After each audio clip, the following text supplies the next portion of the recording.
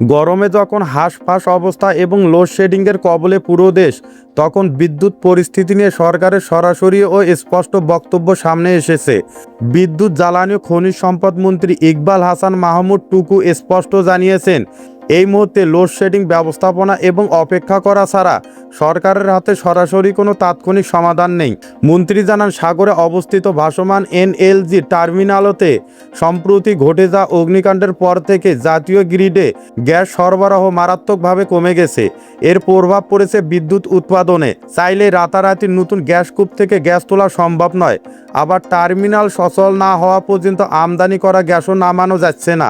বর্তমানে বিদেশি কৌশলীরা গভীর সমুদ্রে দিনরাত কাজ করছেন টার্মিনালটি মেরামতের জন্য। কাজ শেষ হওয়ার পর কারিগরি পরীক্ষার জন্য পুরো সিস্টেম প্রায় 72 ঘন্টা বন্ধ রাখতে হতে পারে। ভবিষ্যতে এই ধরনের সংকট এড়াতে সরকার দীর্ঘমেয়াদী পরিকল্পনা হাতে নিয়েছে।